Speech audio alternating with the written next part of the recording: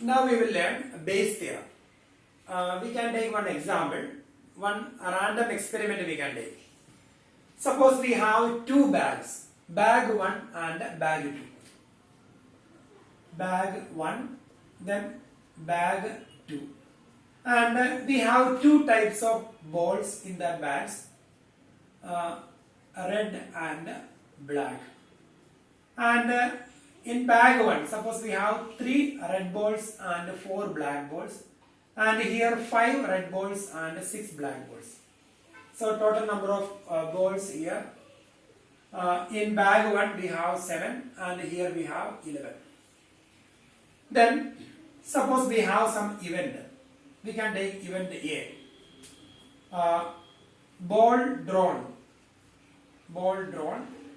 So we are going to take one ball from one of these bags. That is the random experiment.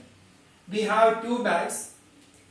Randomly we are selecting one bag and we are drawing one ball from that bag. So that is a random experiment. So we can write the events. Ball drawn is red. That is one event. Then another event. Ball drawn from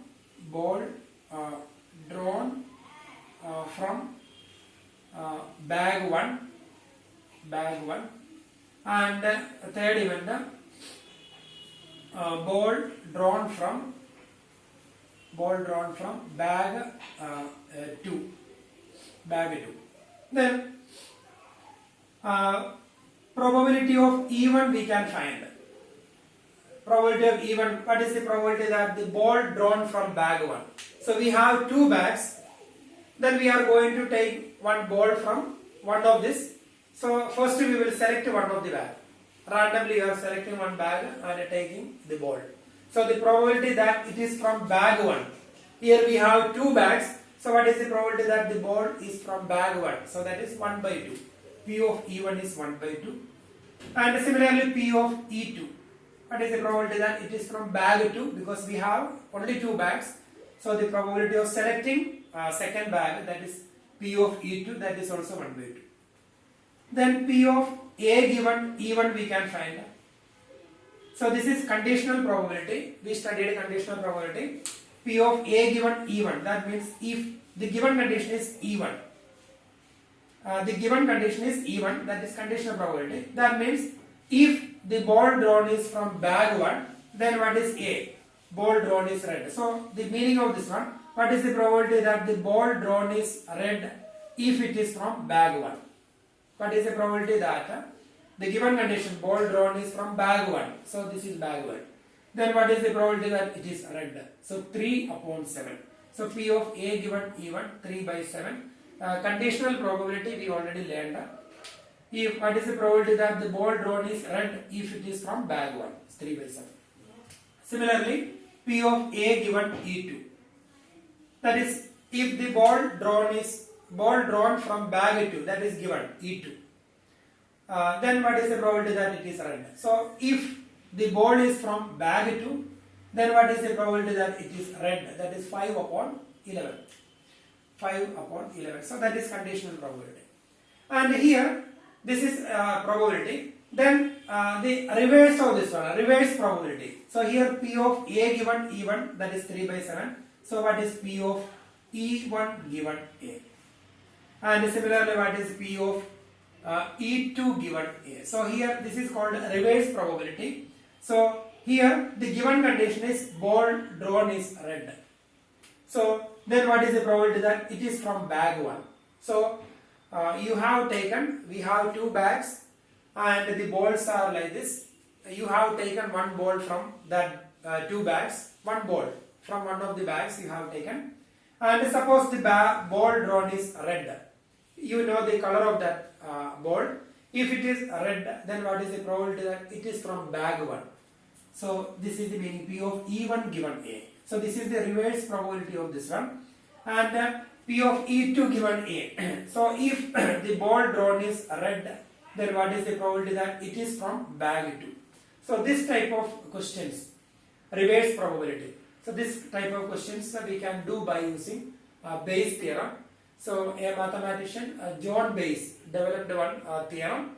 So that theorem we will learn, the statement of that theorem, the derivation we are not studying now. Then by using that theorem, we can do the exercise. So the base theorem is, the statement given, if E1, E2, etc., En are n non-empty events, if E1, E2, etc., En are n non-empty events, they are non-empty events, that is first condition, non-empty events, which constitute a partition of sample space S, which constitute a partition of sample space S, are pairwise disjoint,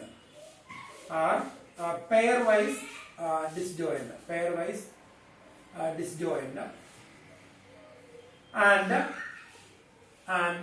their union is equal to sample space E1 union E2 union E3 union, etc., E union En is equal to sample space, and A is any event of non-zero probability. A is any event of non-zero probability.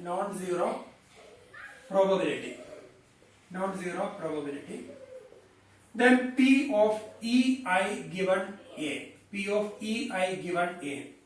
That is P of Ei into P of A given Ei divided by sigma I is equal to 1 to n P of Ei into P of A given Ei. This is base theorem, and here I is equal to 1, 2, 3, etc. n.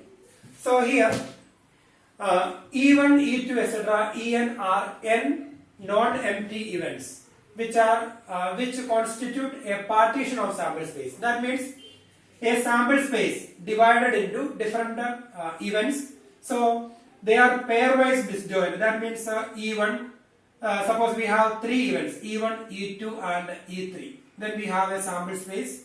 Sample space can be throwing a die 1, 2, 3, 4, 5, 6. Then E1, E2, E3.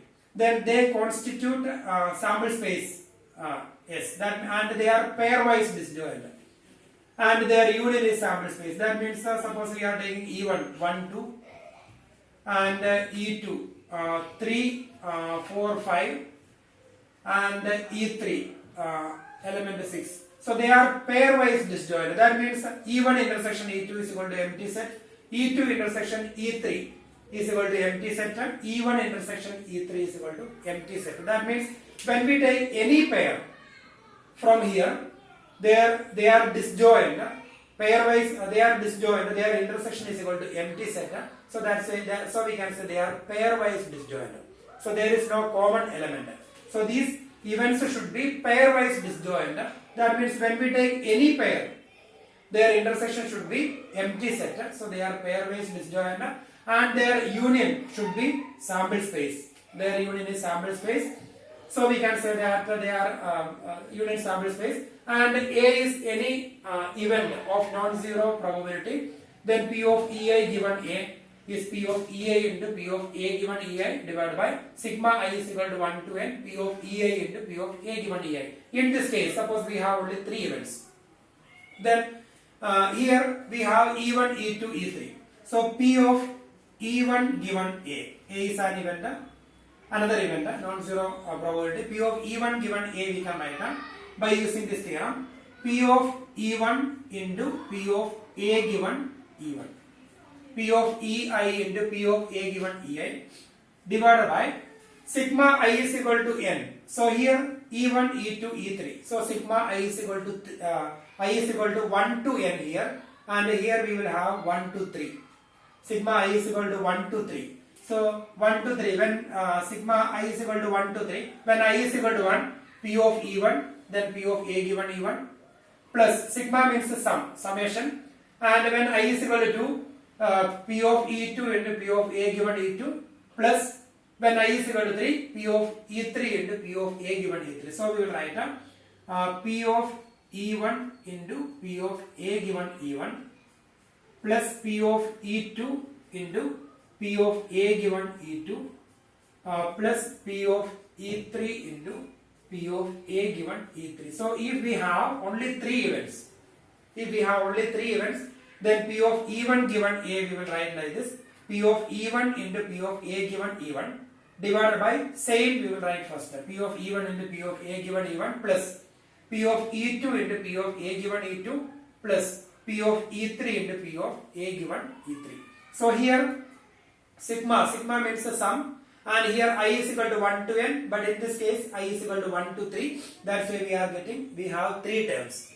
And if it is P of E2 given A, then it will be like this. P of E2 given A is P of E2 into P of A given E2. Then denominator will be same. Or if you want to find P of E3 given A, then that is P of E3 into P of A given E3. Then denominator will be same. And suppose we have only 2 events. So here we have 3 events. In case if you have only 2 events, E1 and E2, then if you want to find P of E1 given A, that is P of E1 into P of A given E1 divided by I is equal to 1 to 2. So we will have only 2 terms. So P of E1 into P of A given E1 plus P of E2 into P of A given E2, and this term will not be there. So that is Bayes theorem. So when we do questions, we may have maximum 3 events. So if we have 2 events, then we will write like this: P of E1 into P of A given E1 divided by P of E1 into P of A given E1 plus P of E2 into P of A given E2. And if we have 3 events, E1, E2, E3, then P of E1 into P of A given E1 or E2 into P of A given E2, then in the denominator we will have 3 terms. So that is Bayes theorem. So by using Bayes theorem, we can do exercise 13.3. So 13.3, question number 1 we can do.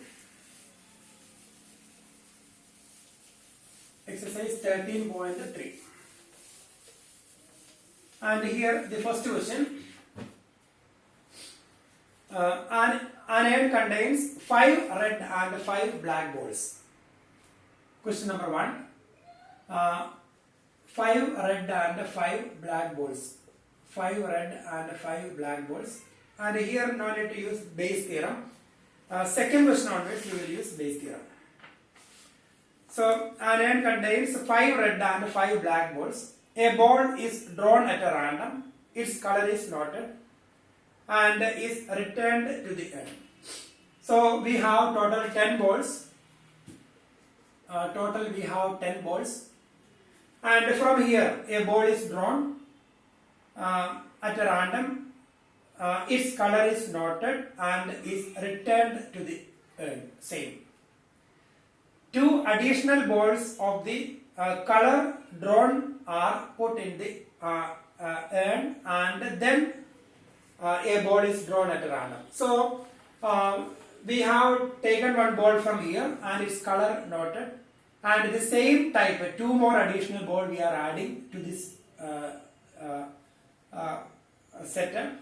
Then after that a ball is drawn at random. Additional ball of the color drawn are put in the urn, and then a ball is drawn at random. What is the probability that the second ball is red? So here 5 red balls and 5 black balls. Total we have 10 balls. And first we are going to take 1 ball from this bag and its color noted, and we will replace it. Then we will add 2 more same color balls here. Then we will take 1 more ball from there. Then what is the probability that the second ball is red? That is the question.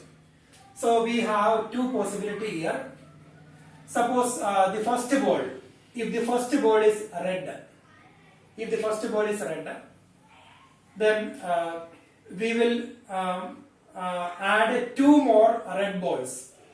If the first ball is red, then we will add 2 more red balls, So that time the number of red balls will be 7, number of black balls will be 5 only same, and the total number of balls will be total 12 balls. So probability that yes, we will do that. Probability that the second ball is red. The probability that the second ball is red.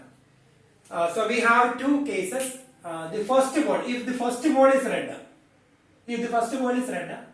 then we will replace that ball there. Then we will add 2 more red balls. So that time we have 7 red balls, 5 black balls, and a total 12 balls.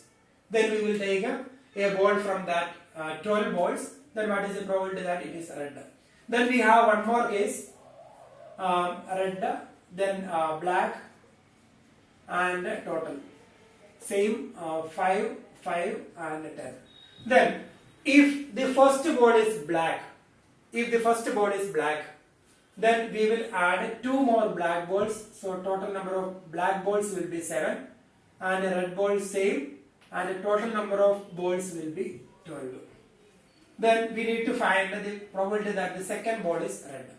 So when you calculate the probability of second ball is red, if the first ball is red, then what is the probability that the ball drawn, first one is 5 by 10 into, then when we take the second ball, then second ball, how many red balls? That is 7 by divided by 12 plus the second possibility. If we get a black ball, the first ball, that is, what is the probability that the first one is black? That is 5 upon 10. 5 upon 10 into the second one, sorry, first one, 5 upon 10. Then the second one, what is the probability that the second one is red? That is our question. In second case, if we get a black ball, then the probability that the second ball is red, that is 5 upon total number of balls, 12. So like this we are calculating the probability. The probability that the second ball is red. So the probability that the second ball is red, the first ball, if the first ball is red, then what is the probability that is if the first ball is red, then the probability that the second ball is red. If the first ball is black, first ball is red or first ball is black. If first ball is red, then we will add 2 more red. Then the probability that the second one is red is 7 by 12. So 5 by 10 into 7 by 12 plus the next possibility. If the first one is black, probability is 5 by 10 into, if it is black, we will add 2 more black balls. Then we will take a ball from there. What is the probability that it is red? That is 5 upon 12. So when we simplify, we will get the probability that the second ball is red.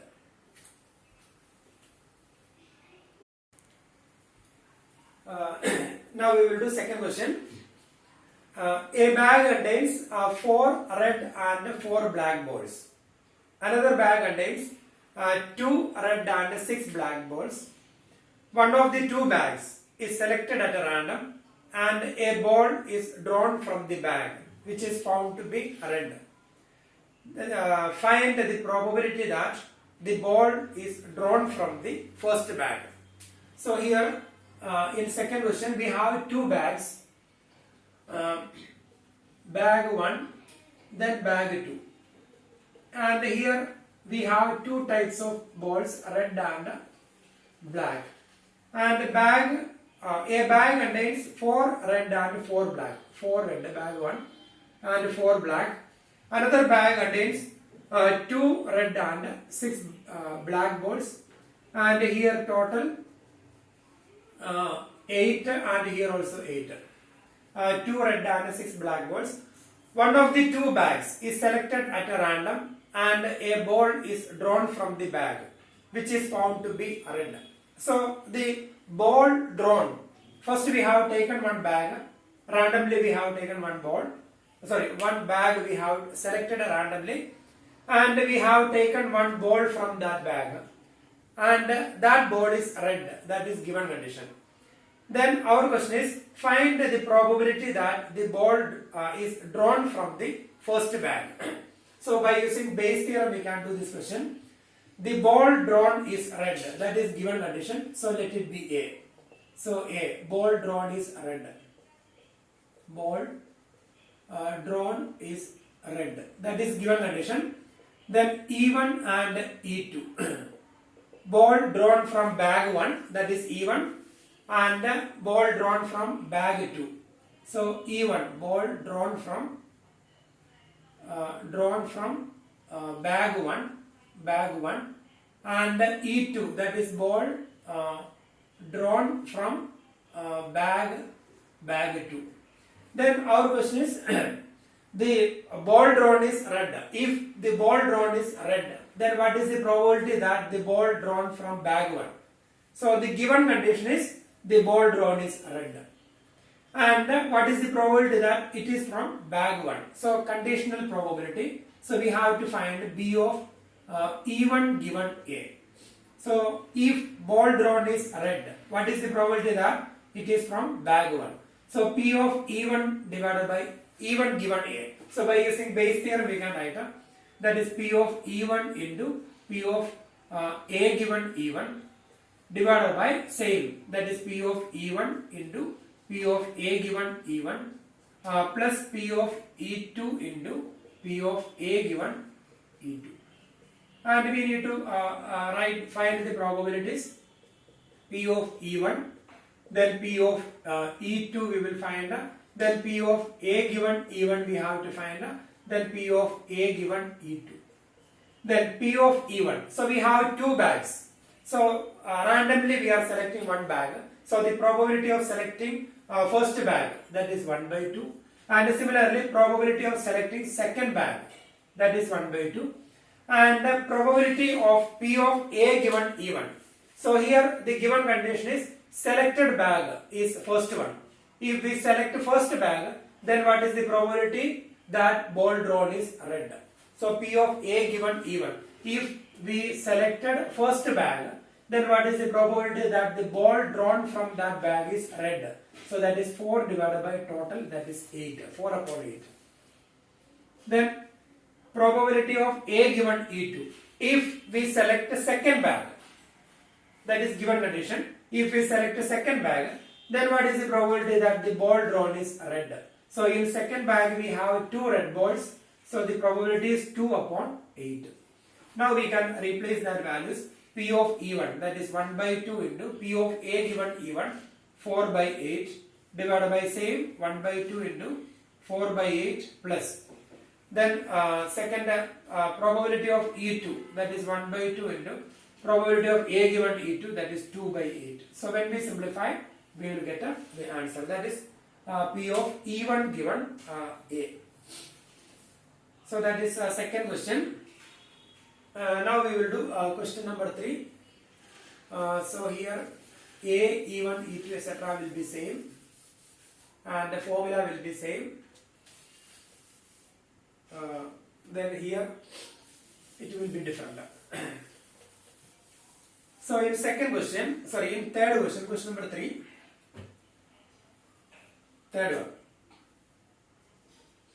So here of the students in a college, it is known that 60% reside in hostel and 40% are day scholars. Not residing in hostel, 60% reside in hostel, 40% day scholars. Previous year result reports that 30% of all students who reside in hostel attains A grade and 20% of day scholars attain A grade in their annual exam. At the end of the year, one student is chosen at a random from the college and he has an A grade. So that is given condition. The student attains A grade, that is given. What is the probability that the student is a hostler? So that is our question. So the student attains A grade, that is given condition. So student attains A grade. So that is given. And what is the probability that the student is a hostler? So E1, student is a hostler Student is a hostler. And E2. Student is a day scholar.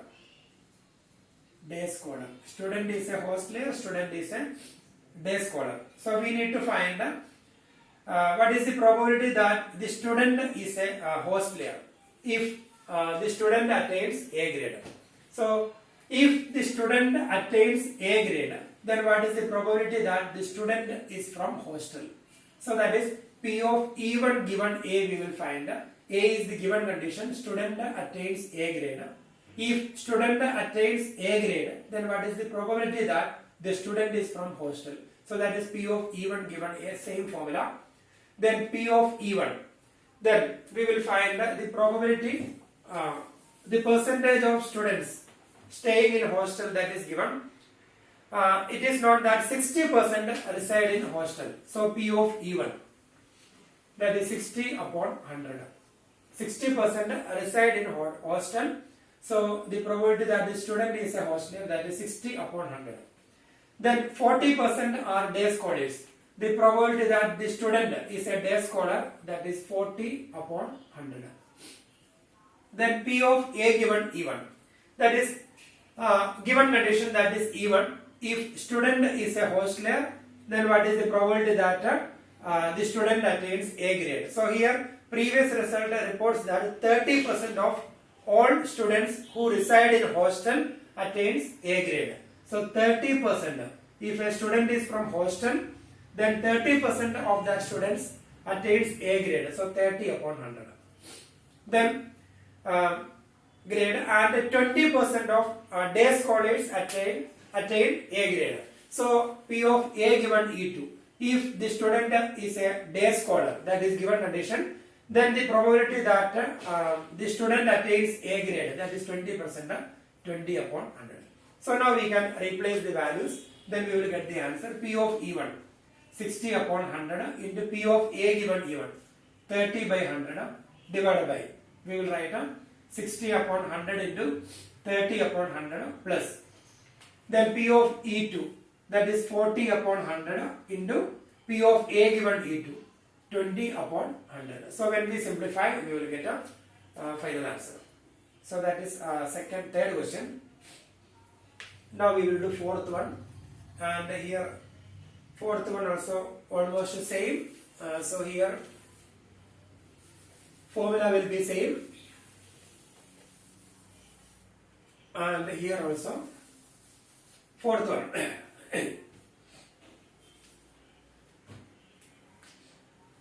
Question number 4.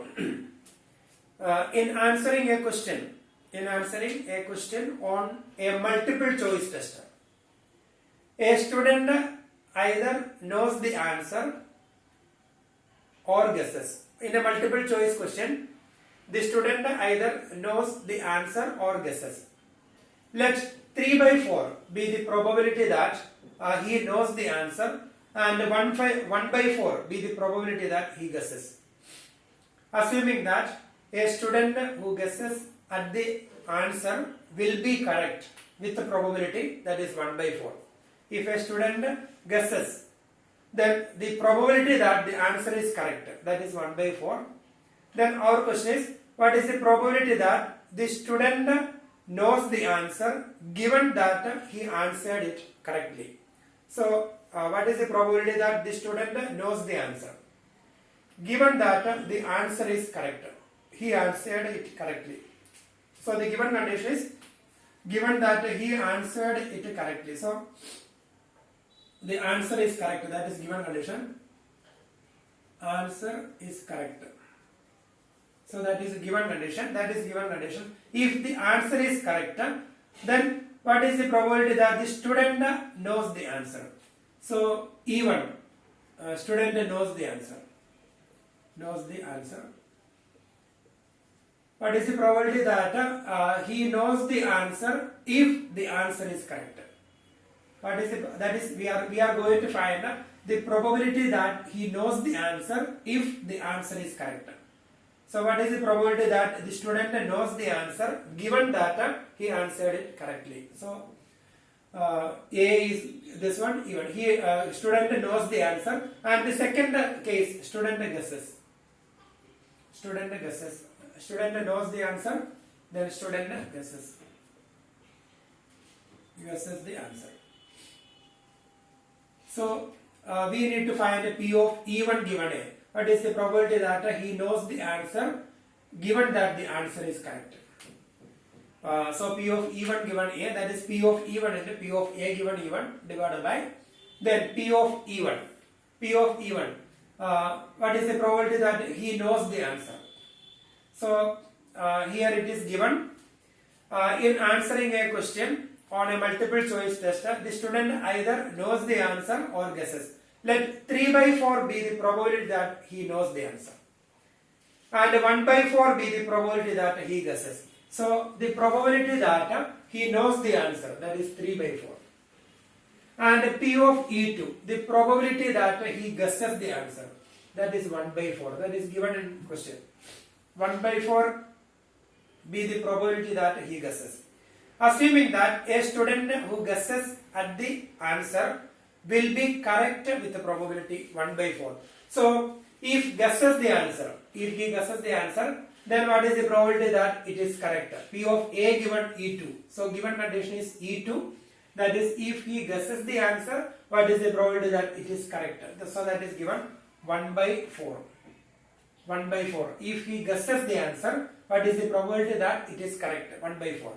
Then, if he knows the answer, what is the probability that it is correct? Suppose you know one answer, then what is the probability that it is correct? So, if you know the answer, then it will be correct only. If you know the answer, what is the probability that it is correct? So, the probability will be 1. Because you know the answer. 1 plus 1 is equal to 2.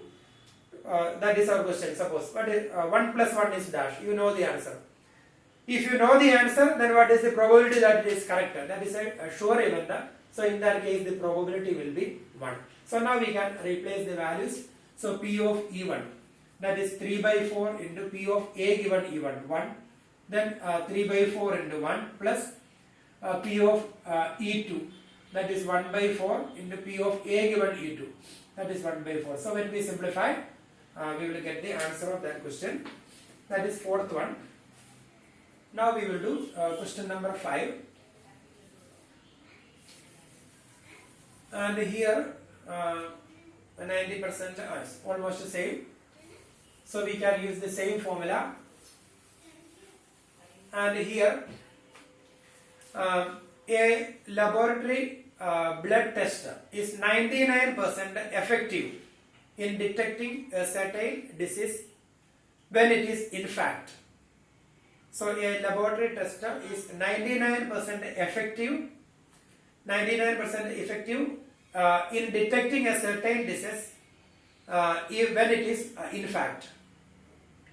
Then in fact present. So suppose if a person has the disease, then 99% the result will be positive when it is in fact present.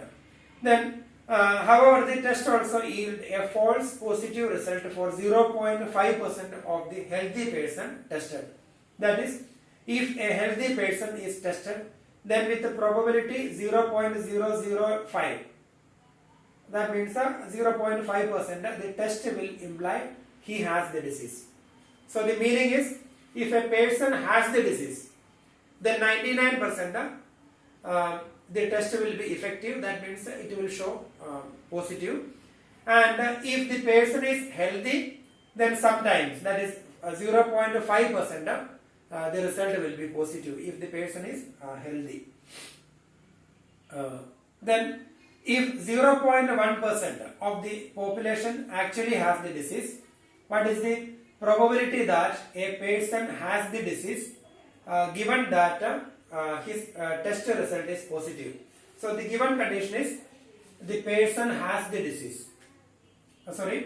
What is the probability that a person has the disease given that his test result is positive? So test result is positive. Test result is positive. So that is given condition. The test result is positive. Then what is the probability that a person has the disease given that test result is positive? So the person has the disease. Person has the disease. Has the disease. Person has the disease. Then person E2, that is person is healthy. Person is healthy. Then person has the disease. E1 is person has the disease, and E2 person is healthy, and A, that is given condition, test result is positive. Then we have to find the question is find the probability that person has the disease. Person has the disease given that his test result is positive. Person has the disease given that the test result is positive. That means P of E1 given A we will find. So P of E1 given A, that is P of E1 into P of A given E1 divided by same plus P of E2 into P of A given E2. Then P of E1, person has the disease. So here it's given if 0.1% of the population actually has the disease. So person has the disease, that is 0.1% of the population has the disease. So 0.1 divided by 100. Then P of E2, the person is healthy. So 0.1% has the disease. So the percentage of healthy person, that is 99.9 upon 100. That is percentage of healthy person. 99.9 upon 100. Then P of A given E2. If P of A given E1. So that is if the person has the disease. If the person has the disease, what is the probability that the test result is positive? If the person has the disease, then what is the probability that the test result is positive? That is given. A laboratory blood test is 99% effective in detecting a certain disease when it is in fact present. So 99%. 99 divided by 100. If a person has the disease, then the probability that it is positive, that is 99 upon 100.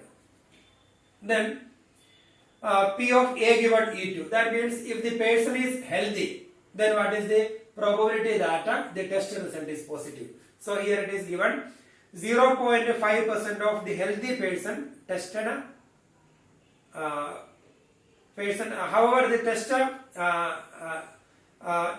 also yield a false positive result for 0.5%. So 0.5% false result. That means if the person is healthy, then the test result will be positive.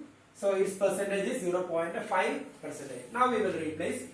So P of E1 0.1 divided by 100 into P of A given E1, that is 99 upon 100 divided by same 0.1 upon 100 into 99 upon 100 plus P of E2 99.9 divided by 100 into P of A given E2 0.5 divided by 100. So when we simplify, we will get the answer. So that is question number, this is question number 5, fifth question. So that is the question. So we will do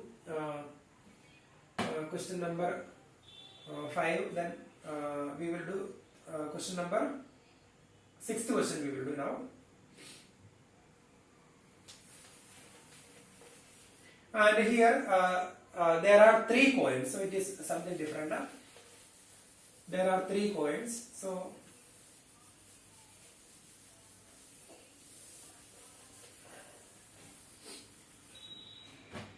question number 6. 6th one. There are 3 coins. One is a 2-headed coin. That means both the sides are 2 heads, having head on both the faces. Another is a biased coin that comes up heads 75% of the time. And the third one is an unbiased coin. So biased coin means its shape may not be proper coin's shape. So 75% head comes up. So that is biased coin. Unbiased coin and biased coin both are different. So the normal coin is unbiased coin because head and tail both of them have same probability. But in biased coin means the shape something may be different. So 75% of the time it will be it shows a head. Then the third one is unbiased coin. One of the three coin is chosen at a random and tossed. It shows head. What is the probability that it was the two-headed coin? So the coin, one of the three coins is tossed at a random.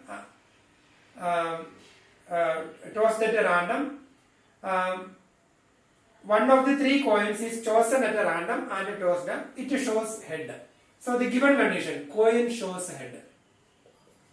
That is given condition, coin shows head. Coin shows head. Then E1, E2 and E3. So E1, the coin is a biased coin. And coin, we have three types of coin. There are three coins. One is two-headed coin, then biased coin and unbiased coin. So the coin shows head. Coin is two-headed coin. Even two-headed coin. Then biased coin. Then E1, E2 and E3 unbiased coin. So we have three types of coin. Two-headed coin, biased coin and unbiased coin. Then our question is, one of the three coin is chosen at a random and tossed. It shows head. What is the probability that it was a two-headed coin? So what is the probability that it was a two-headed coin if the coin shows head? That means P of E1 given A we will find. P of E1 given A. So formula P of E1 into P of A given E1 divided by, here we have E1, E2, E3. So the denominator first time will be same, P of E1 into P of A given E1 plus P of E2 into P of A given E2 plus P of E3 into P of A given E3. So now we will find P of E1. So we have three coins and we are selecting one of them. So the probability of getting a two-headed coin. So three coins and selecting one of them. The probability of getting two-headed coin, that is 1 by 3. P of E1 equal to 1 by 3.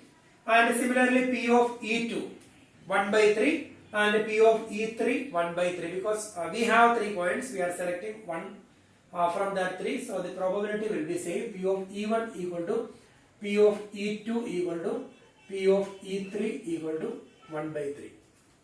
Then P of A given E1. Suppose the selected coin is two-headed coin. Then what is the probability that the coin shows head?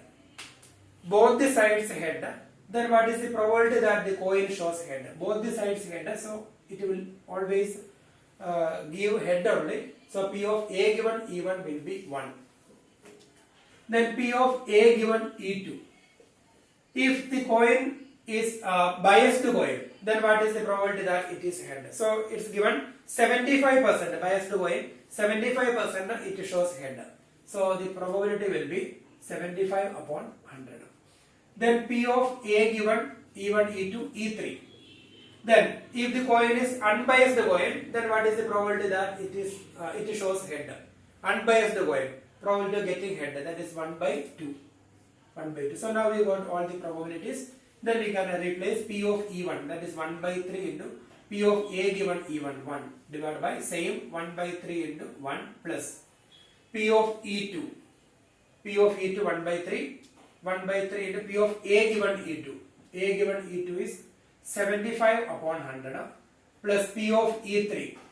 P of E3, that is 1 by 3 into P of A given E3, that is 1 by 2. So when we simplify, we will get the answer. So that is a probability. Question number sixth one we have done. Then question number 7, same way, direct question. Question number 7 and 8. Question number 7, 8 and 9. So we have done some questions same way. First 6 questions we have done. The same way we can do question number 7, 8 and 9. So you can do by yourself. Now we will do question number 10.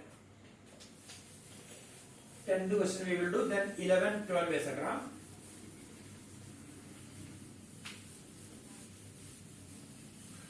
Question number 10. So here, suppose a girl throws a die. Suppose a girl throws a die. If she gets 5 or 6, she tosses a coin 3 times. Suppose a girl throws a die. If she gets 5 or 6, she tosses a coin 3 times and notes the number of heads. If she gets 1, 2, 3 or 4, she tosses a coin only 1 time and notes whether head or tail is obtained.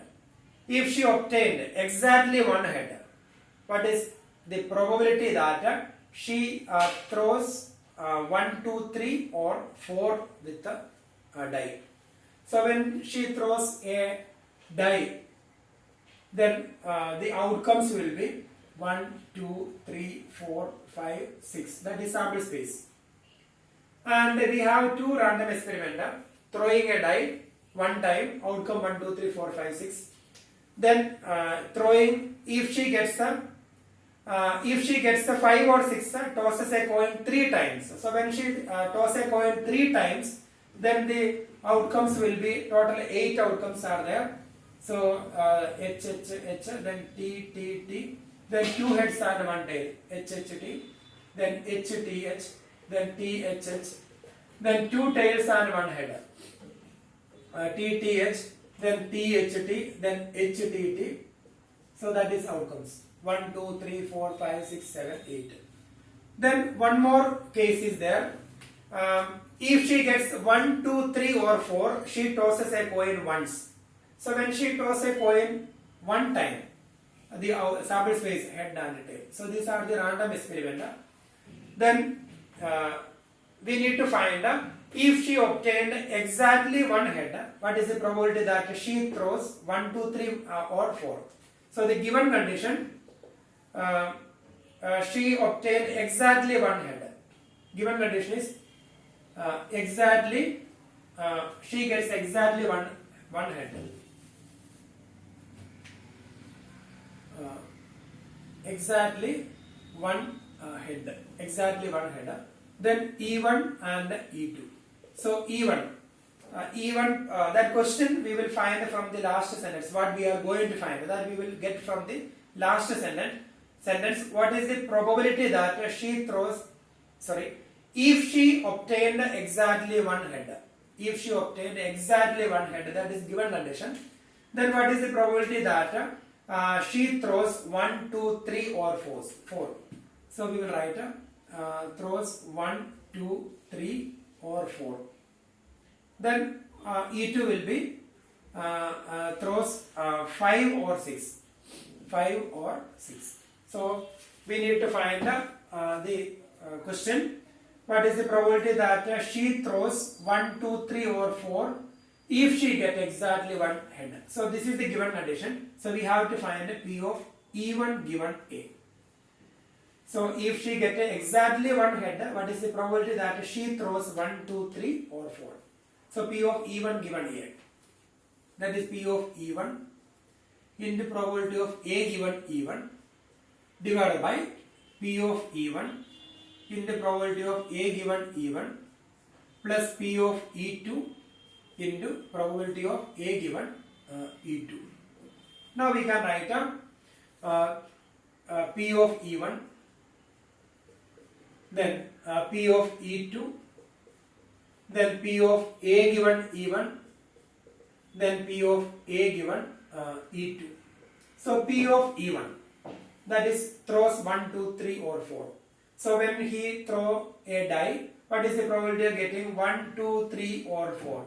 So number of favorable outcome 4 divided by total number of outcome 6. So P of E1 is 4 by 6. Then P of E2. What is the probability that she gets 5 or 6 when she throw a die? So that is 2 upon 6. 2 divided by 6. Then P of A given E1. Its meaning, if she throws 1, 2, 3 or 4, then what is the probability that exactly one head? So here it is given. If she gets a 5 or 6, she tosses a coin 3 times. And if she gets a 1, 2, 3 or 4, she tosses a coin once. So here P of A given E1. So if she throws 1, 2, 3 or 4, she tosses a coin 1 time. So that is sample space. Then in that case, what is the probability that exactly one head? So this is the sample space. If she throws 1, 2, 3 or 4, then she tosses a coin 1 time only. So the sample space. So what is the probability of getting exactly one head? So 1 divided by 2. 1 by 2. Then P of A given E2. What is the probability of getting exactly one head? If she throws E2, that is 5 or 6. So given condition is 5 or 6. So if she throws 5 or 6, then what is the probability of getting exactly one head? So if she throws 5 or 6, then she tosses the coin 3 times. That is given in the question. If she gets a 5 or 6, she tosses a coin 3 times. And when she throws a coin, 3 times, this is the sample space. And exactly one head. Exactly one head. So here exactly one head. So here exactly one head, exactly one head, exactly one head. So here we have 3 outcomes. Denominator will be 8. So it will be 3 by 8. Now we can replace. So P of E1 4 by 6 into P of A given E1 1 by 2 divided by same 4 by 6 into 1 by 2 plus P of E2 2 by 6 into P of A given E2 3 by 8. So when we simplify, we will get the answer of this question, question number 10. Now we will do question number 11th question is the same type. Then we can do question number 12 we will do. 11th question you can do by yourself. It's not difficult. 11th question we can do same type. Then 12th question. A card from a pack of 52 cards. We will do question number 12.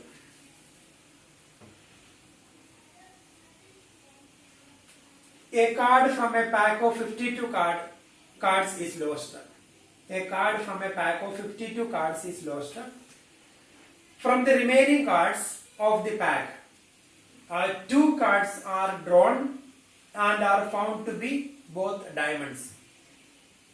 Find the probability of the lost card being a diamond. So find the probability of the lost card being a diamond. So that is our question. What is the probability of the lost card being a diamond? So lost card, diamond.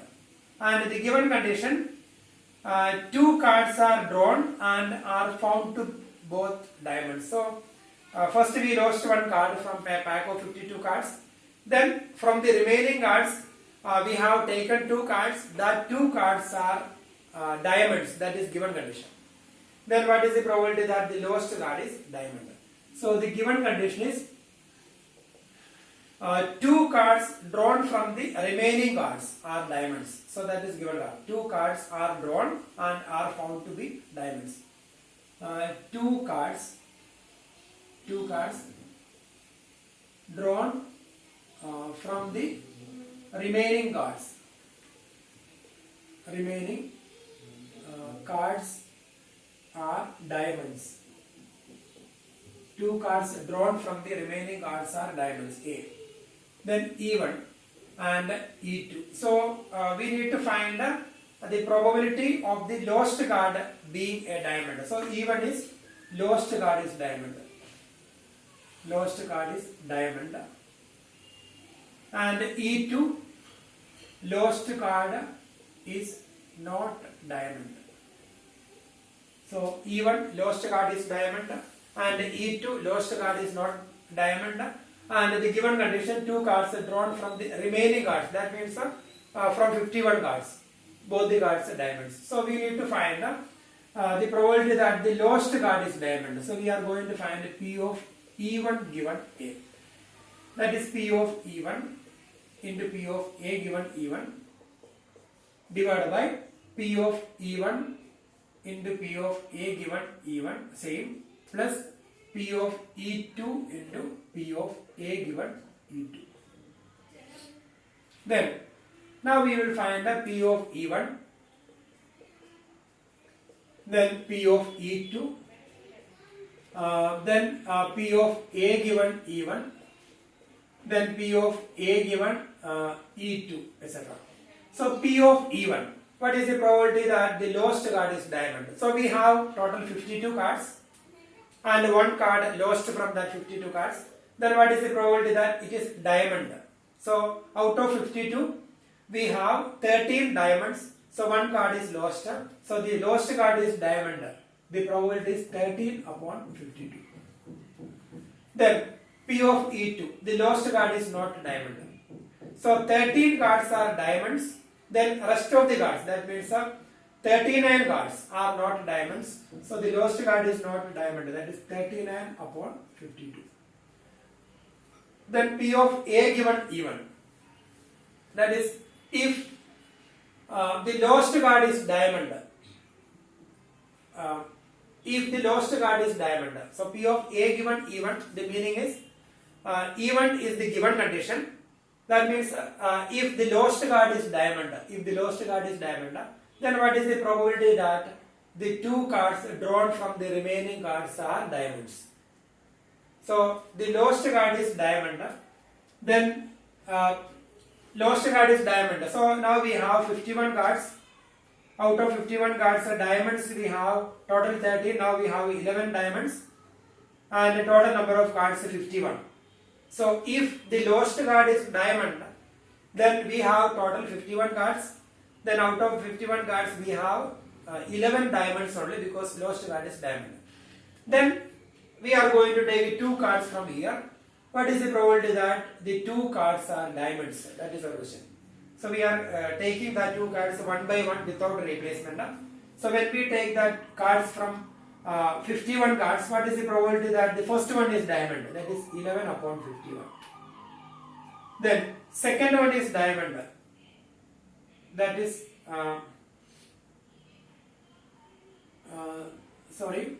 two cards are drawn from the 52. Two cards are drawn from the remaining cards. Remaining we have 51 cards. Then what is the probability that both the cards are diamonds? So now we have it is not 11, it is 12. Now we have 12 cards. So total 13 cards, one card lost. So 12 cards are there, and we are going to take two cards from there, and both the cards are diamond. So what is the probability that both the cards are diamond? Without replacement, we are taking two cards from here. So both the cards are diamond. So two cards, 2C2 upon 51 C2. So 12 C2. Both the cards are diamond. The two cards are from diamonds. So 12 C2 divided by 51 C2. Or we can write two cards we are taking without replacement. So what is the probability that the first one is diamond? 12 upon 51. Into the second one is diamond. That is 11 upon second one 11 upon 50. 12 upon 51 into 11 by 50. So like this also we can write down. So without a replacement we are taking that cards. So 12 upon 51 into 11 upon 50. 12 upon 51 into 11 divided by 50. Then P of A given E2.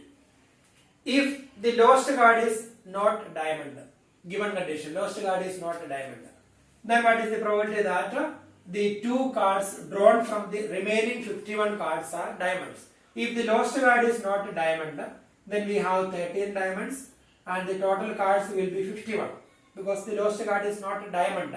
So 13 diamonds will be there, one card lost, so total 51. Then what is the probability that the two cards drawn from the remaining cards, diamonds. So here, without replacement, we are going to take two cards from the remaining. So the probability that the first one is diamond, 13 upon 51. Second one is diamond because we have taken one card already. So 12 divided by, now we have taken this card, so we have 50 cards, 12 upon 50. So the probability will be 13 upon 51 into 12 upon 50, or we can write here 13 C2 divided by 51 C2. Same only, from 13 cards 2 diamonds and from 51 cards 2 cards. 13 C2 upon 51 C2 or 13 upon 51 into 12 by 50. So when we replace that values, we will get the answer. So now we can replace P of E1, 13 upon 52 into P of A given E1. That is 12 upon 51 into 11 upon 50 divided by P of E1 into P of A given E1. Same, P of E1 into P of A given E1. Same we will write 13 upon 52 into 12 upon 51 into 11 by 50 plus P of E2.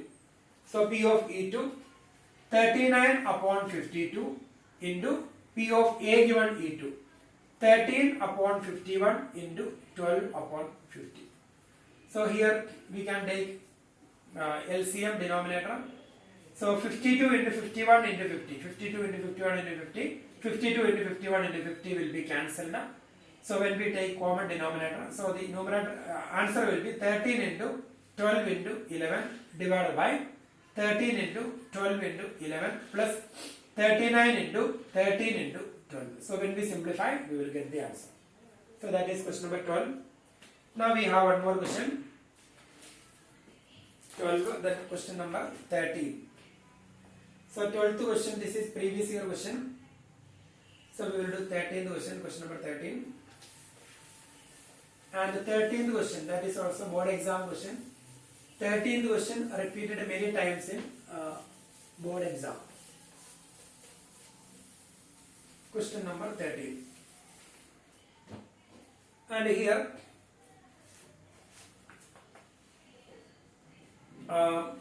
probability that A speaks truth is 4 upon 5.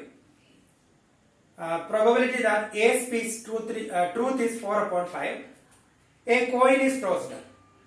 A reports that a head appears. A reports that head appears. A head appears. A is saying a head appears.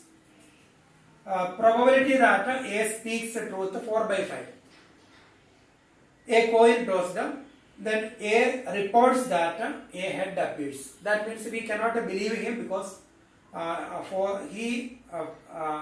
the probability that he speaks truth 4 by 5. Out of 5 incidents, he is telling truth only 4 cases. So the probability that he is telling lies, that is 1 upon 5. So anyway, he reported that coin shows a head. So we cannot say whether it is a head or tail. Then our question is the probability that actually there was head is. So if A reports that a head appears, then what is the probability that actually there was head? So the given condition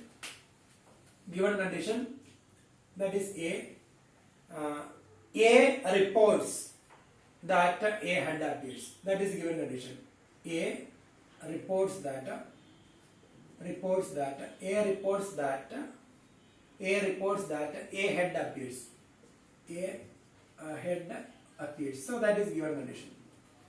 Then E1 and E2. So E1 we can find from the last sentence. A reports that a head appears. The probability that actually there was head is. So what is the probability that actually there was head? if A reports that a head appears, then what is the probability that actually there was a head? So we need to find what is the probability that a coin shows head if A reports that a head appears. What is the probability that a coin actually shows head? That is our question. What is the probability that a coin actually shows actually a head if A reports that a head appears? So the coin shows head, that is even. Coin shows a head. Then E2, coin is not showing head, that means the coin shows tail. Coin shows tail. Then our question is what is the probability that actually it was a head? That means what is the probability that coin shows head if A reports that a head appears? That means we are going to find P of E1 given A. So P of E1 given A, that is P of E1 into P of A given E1 divided by P of E1 into P of A given E1 plus P of E2 into P of A given E2. So P of E1. So we will find the P of E1, then P of E2, P of E1, P of E2, etc. we will find. So we will write here P of E1. P of E1 we need to find, then P of E2, then P of A given E1, then P of A given E2. So we will find these values. P of E1. E1, coin shows head. So what is P of E1? P of E1 is 1 by 2. When we toss a coin, what is the probability that the coin shows head? That is 1 by 2. Then P of E2, coin shows tail, so that is 1 by 2.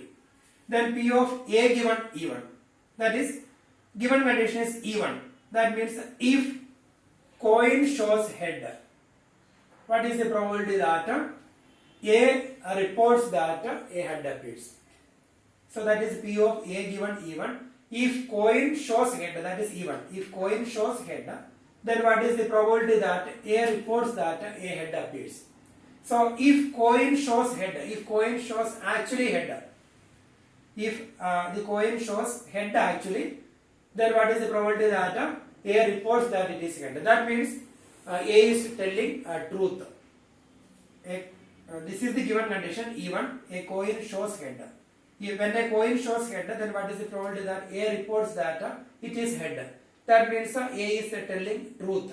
So what is the probability that A is telling truth? So it's given 4 by 5. 4 by 5. Then P of A given E2. So the meaning, given condition E2. So if the coin shows tail, then what is the probability that A reports it is head? A reports that it is head. So when the coin shows tail, what is the probability that A is saying it is head? Head appears. When the coin shows tail, what is the probability that A is saying or A is reporting it is head? That means what is the probability that A is telling lies? So the probability will be 1 by 5, because 4 by 5 telling truth, so 1 by 5 telling lies. So now we can replace their values. P of E1, that is 1 by 2 into P of A given E1, 4 by 5 divided by same 1 by 2 into 4 by 5 plus P of E2, 1 by 2 into P of A given E2, 1 by 5. So when we simplify, we will get a answer of this question. So that is question number 13. And here I will explain question number 12 also. Sorry, 11th question. Question number 11. And that question is not difficult. 11th question. And here a manufacturer has 3 machines, operators A, B and C. The first operator A produces 1% defective items, whereas the other 2 operators B and C produces 5% and 7% defective items respectively.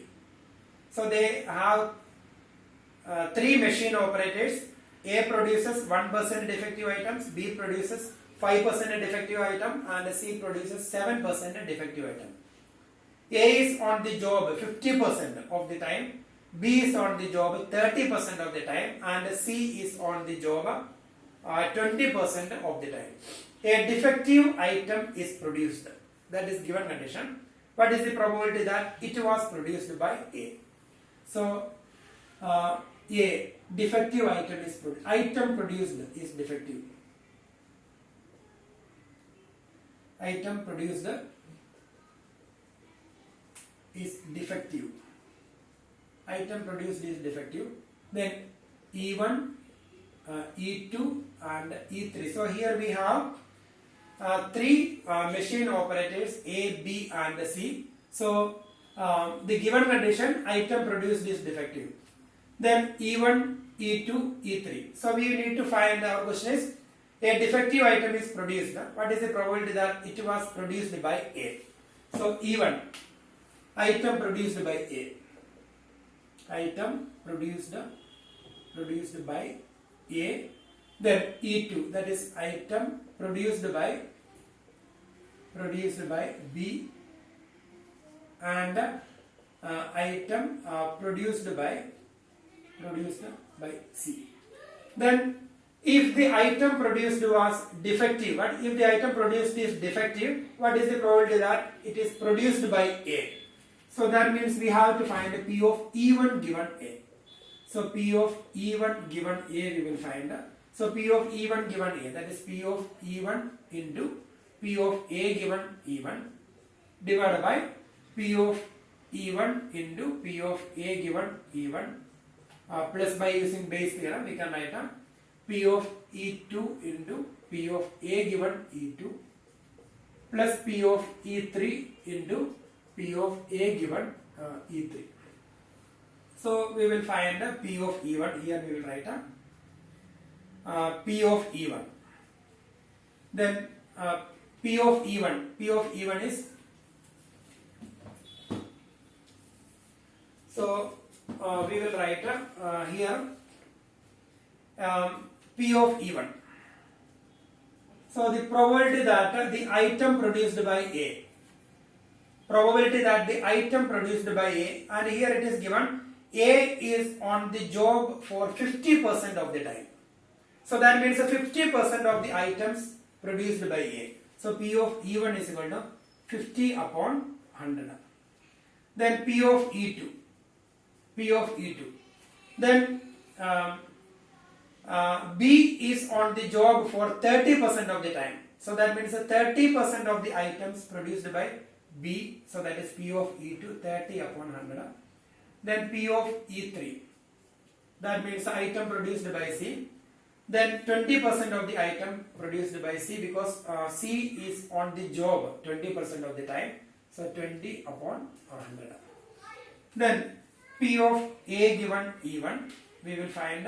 Then P of A given E2 we will find. Then P of A given E3 we will find. So P of A given E1. If the item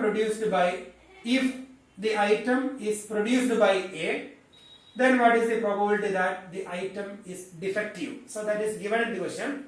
A manufacturer has three machine operators A, B and C. The first operator A produces 1% defective items. So if the item is produced by A, then what is the probability that it is a defective item? If the item is produced by A, then what is the probability that it is defective? So here it is given 1% of the item produced by A is defective. So 1 upon 100. Then whereas the operators B and C produces 5% and 7% defective items respectively.